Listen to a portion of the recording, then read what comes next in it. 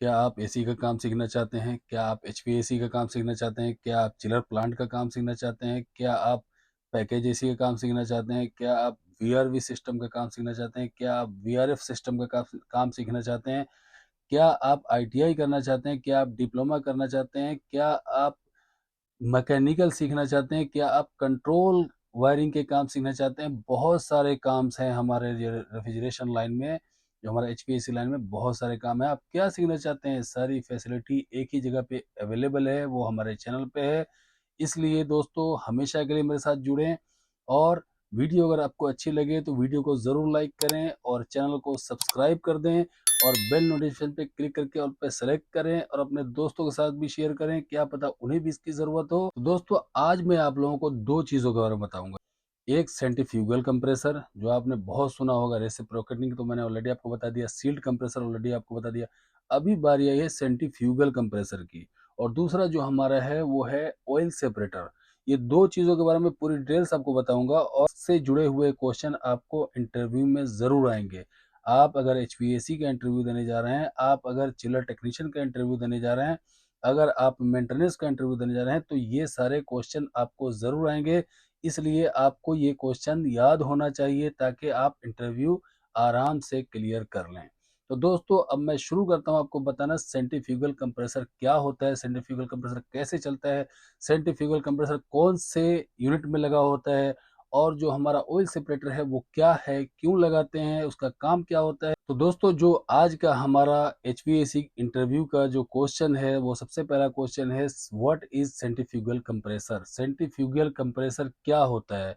Centrifugal compressor आपने सुना होगा, ये बड़े बड़े प्लांटों में लगा होता है, चिलर में लगा होता है। तो दोस्तों ये सेंट्रीफ्यूगल एक कंप्रेसर है, और ये सेंट्रीफ्यूगल फोर्स से चलता है, और इसका भी काम वही है जो बाकी कंप्रेसरों का काम है, गैस को कंप्रेस करना। लेकिन इसका तरीका दूसरा है चलने का, क्योंकि ये हमारा जो इम्पेलर से चलता है। अभी हमारा अगला क्वेश्चन है, name of the main parts of centrifugal compressor. Centrifugal compressor के मेन पार्ट्स का नाम बताइए। दोस्तों इसमें दो पॉइंट है, मेन बॉडी जो हमारा इनलेट और आउटलेट पॉइंट के साथ है, मेन बॉडी, जैसे आप समझ लें सक्शन और डिस्चार्ज। जो दूसरा पॉइंट है दोस्तों इसमें, वो ये है रोटर और इम्पेलर। ये दो चीजों से चलता है, रोटर और इम्पेलर से। दोस्तों अगला जो हमारा क्वेश्चन है वो ये है, how does a centrifugal compressor work. मतलब हमारा सेंट्रीफ्यूगल कंप्रेसर कैसे काम करता है, ये आपको तो बताना ही पड़ेगा ना। अगर आप से पूछेगा क्या है तो आपने बता दिया, कैसे काम करता है वो भी आपको बताना पड़ेगा। तो इसका शॉर्टकट में आंसर मैं बता दूं, ये इम्पेलर से चलता है। जो हमारा low temperature low pressure vapour होता है उसको ये शक करता है, उसको कंप्रेस करके डिस्चार्ज कर देता है। बाकी कंप्रेसरों की तरह ही इसका काम होता है, लेकिन ये इम्पेलर से चलता है। जैसे दूसरों में पिस्टन लगा होता है जी, और हेलिकल ब्लेड्स लगे होते हैं, तो नहीं, इसमें इम्पेलर लगे होते हैं। दोस्तों अगला जो हमारा क्वेश्चन है, what is the difference between small and big centrifugal compressor. तो दो तरह के छोटे भी सेंट्रीफ्यूगल कंप्रेसर आते हैं, बड़े भी कंप्रेसर सेंट्रीफ्यूगल कंप्रेसर आते हैं।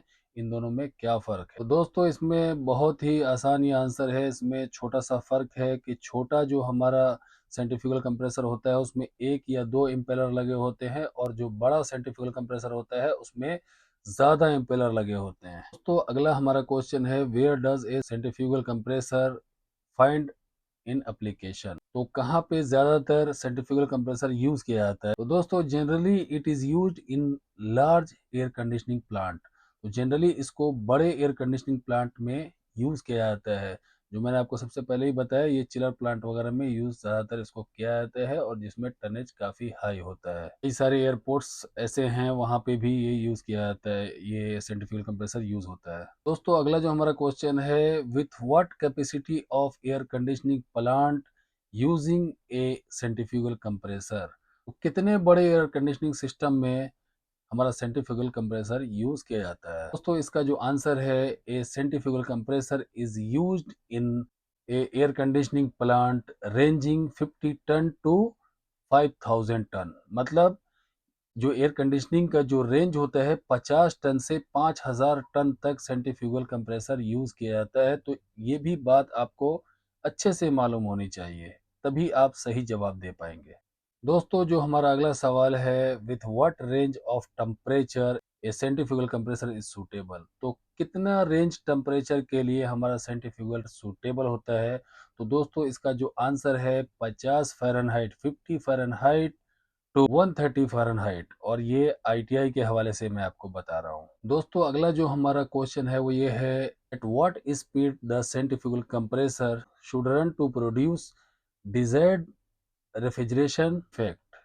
तो दोस्तों ये जो हमारा क्वेश्चन है वो ये है कि सेंट्रीफ्यूगल कंप्रेसर की क्या स्पीड होनी चाहिए उसको रेफ्रिजरेशन प्रोड्यूस करने के। तो इसका जो आंसर है, a centrifugal compressor fitted in air conditioning plant 100 200 ton and 1000 to 2000 run at speed 700 to 800 rpm and 3500 to 4000 rpm।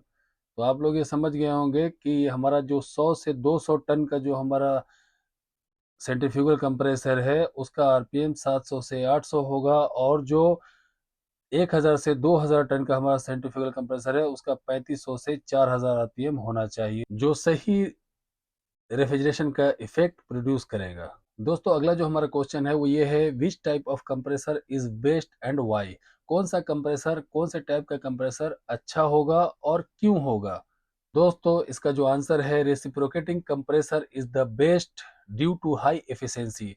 Reciprocating compressor अच्छा होता है हाई एफिशिएंसी के कारण, और हमारा रेसिप्रोकेटिंग कंप्रेसर डोमेस्टिक और कमर्शियल दोनों जगह में यूज किया जाता है, इसलिए इसको अच्छा माना जाता है। दोस्तों एक चीज और बता दूं, ऑयल सेपरेटर क्या होता है और क्यों यूज किया जाता है, तो ये शॉर्टकट में मैं आपको इसका आंसर बताता हूँ। ऑयल सेपरेटर यूज किया जाता है ऑयल को सेपरेट करने के लिए, ऑयल को अलग करने के लिए गैस से, और ये अक्सर बड़े प्लांटों में, बड़े कंप्रेसरों में, स्क्रू कंप्रेसर में भी लगा होता है। तो ये डिस्चार्ज के आगे लगा होता है, कंप्रेसर के डिस्चार्ज के आगे लगा होता है। क्यों?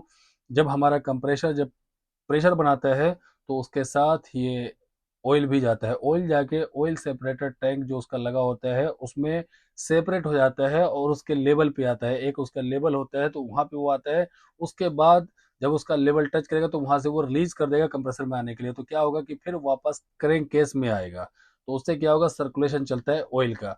तो ऑयल हमेशा डिस्चार्ज के साथ जाएगा ऑयल सेपरेटर में, ऑयल सेपरेटर में वहां से ऑयल सेपरेट हो जाएगा और वेपर सेपरेट हो जाएगा, और वेपर चला जाएगा हमारा कंडेंसर के अंदर, और ऑयल वापस क्रैंक केस के अंदर आ जाएगा। तो ये साइकिलिंग चलती है ऑयल की।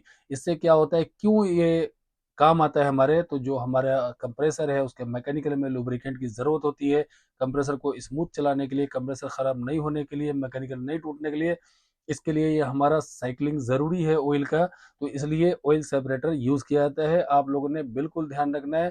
तो दोस्तों आप लोगों को मेरी वीडियो कैसी लगी कमेंट करके जरूर बताएं, और वीडियो अगर अच्छी लगे तो जरूर लाइक कर, चैनल को सब्सक्राइब कर दें, और बेल नोटिफिकेशन पे क्लिक करके ऑल पे सेलेक्ट कर दें। अपने दोस्तों के साथ भी शेयर करें, क्या पता है उन्हें भी इसकी जरूरत हो। जल्दी ही मिलता हूं मैं नेक्स्ट वीडियो में। Thank you very much for watching my video. Bye bye.